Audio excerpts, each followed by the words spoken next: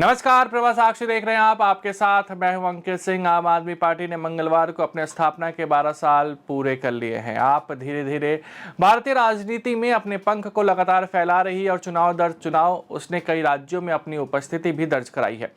अस्तित्व में आने के ठीक एक साल बाद 2013 में पार्टी ने दिल्ली की 70 में से 28 सीटें जीतकर कहीं ना कहीं कमाल कर दिया था।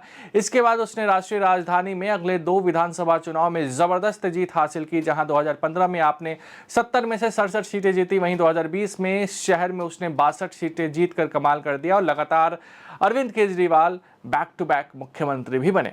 ये पहली बार था कि कांग्रेस या भाजपा के अलावा कोई अन्य पार्टी दिल्ली की सरकार बनाने में कामयाब रही। इससे न केवल दिल्ली में राजनीतिक तस्वीर में बदलाव हुआ, बल्कि इसके नागरिकों को उन राजनेताओं के एक नए समूह से भी परिचित कराया जो उनके पड़ोसी थे। आम आदमी पार्टी ने दिल्ली में कांग्रेस के 15 साल के शासन को समाप्त किया था। 2015 और 2020 में ग्रैंड ओल्ड पार्टी को एक भी सीट नहीं मिली थी। इसने भारत में 5 राज्यों केंद्र शासित प्रदेशों में अपनी उपस्थिति दर्ज कराई और 2023 में राष्ट्रीय पार्टी का दर्जा भी हासिल कर लिया। दिल्ली और पंजाब में सरकार के अलावा पार्टी के पास गोवा, गुजरात और जम्मू कश्मीर में भी विधायक हैं। 2014 के लोकसभा चुनाव के बाद आम आदमी पार्टी ने पंजाब से 4 सीटें जीती थी और लोकसभा में एंट्री ली थी। पंजाब में 2017 के विधानसभा चुनाव में पार्टी ने ज़बरदस्त चुनाव लड़ा था, लेकिन सफलता उस तरीके से नहीं मिली। 112 सीटों में से पार्टी को सिर्फ 20 सीटें ही मिली थी और विपक्ष का दर्जा हासिल हुआ था।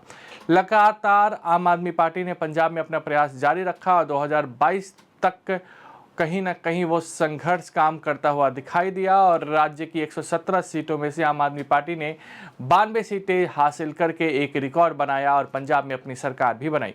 जहां दिल्ली और पंजाब में पार्टी ने अपनी यात्राओं के जरिए इतिहास रचा, तो वहीं अन्य राज्यों में फिलहाल उसकी जो गति है वो काफ़ी धीमी है। 2011 का एक वक्त आपको याद होगा जब अन्ना आंदोलन अपने चरम पर था। उसी के बाद आम आदमी पार्टी की उत्पत्ति हुई। देश कहीं ना कहीं कांग्रेस के नेतृत्व से हताशा में था, क्रोधित था और आम आदमी पार्टी और अरविंद केजरीवाल के नेतृत्व वाली पार्टी ने देश के सामने एक विकल्प ज़रूर रखा था और कहीं ना कहीं भ्रष्टाचार को एक बड़ा मुद्दा बनाया था और भ्रष्टाचार विरोधी अभियान का नेतृत्व भी किया था। केजरीवाल ने 2 अक्टूबर 2012 को पार्टी के गठन की घोषणा की और इसे 26 नवंबर को लॉन्च किया था, जो 1949 में भारत द्वारा अपना संविधान अपनाने की सालगिरह थी। भारत में किसी भी नए राजनीतिक दल की सफलता दर आमतौर पर कम होती है, लेकिन केजरीवाल और आम आदमी पार्टी की कहानी बिल्कुल अलग थी। पार्टी का दावा है कि उसने देश में राजनीतिक कहानी बदल दी, जिससे बड़ी पार्टियों को उन कल्याणकारी योजनाओं के बारे में बात करने के लिए मजबूर होना पड़ा जो अतीत में गायब हो गई थी। फिलहाल आम आदमी पार्टी अपनी ऊर्जा दिल्ली में आगामी विधानसभा चुनाव पर केंद्रित कर रही है, जो 2025 के पहले कुछ हफ्तों के आसपास हो जाने की उम्मीद है। चुनाव न केवल पार्टी के भाग्य का फैसला करेंगे, बल्कि केजरीवाल को दिल्ली में सबसे लंबे समय तक सेवा करने वाले मुख्यमंत्रियों में भी शुमार करेंगे। साथ ही साथ केजरीवाल की छवि को भी मजबूत करेंगे। हालांकि ये बात भी सच है कि आम आदमी पार्टी जब अपना स्थापना दिवस मना रही है, तो ऐसे तमाम बड़े नेता थे पार्टी में जिन्होंने स्थापना में अपनी भूमिका निभाई थी, लेकिन वो पार्टी से दूरी बना चुके हैं। प्रशांत भूषण हो या फिर साजिया इल्मी हो, योगेंद्र यादव और कुमार विश्वास, ये ऐसे तमाम नेता हैं जो पार्टी की स्थापना में अपनी अहम भूमिका निभाने वाले थे।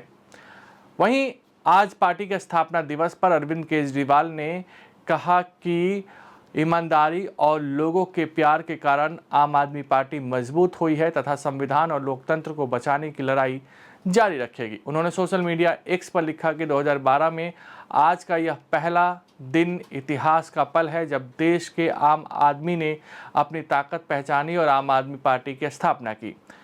अब तक का हमारा यह सफ़र संघर्ष, बलिदान और जीत की कहानियों से भरा हुआ है। केजरीवाल ने लिखा कि पिछले 1 साल में तो हमें मिटाने की लाख कोशिशें हुई, लेकिन हमारी ईमानदारी, जनता के प्यार और कार्यकर्ताओं के हौसले ने हमें और मजबूत बना दिया। हम अन्याय और तानाशाही के खिलाफ पहले से ज़्यादा मजबूती के साथ खड़े हैं। उन्होंने कहा कि संविधान और लोकतंत्र को बचाने की यह लड़ाई जारी रहेगी। अगर आप भी लेना चाहते हैं देश दुनिया की तमाम जानकारी तो आज ही सब्सक्राइब करें हमारे चैनल को। साथ ही नीचे दिए बेल आइकन को जरूर दबाएं ताकि हर अपडेट आप तक पहुंच सके।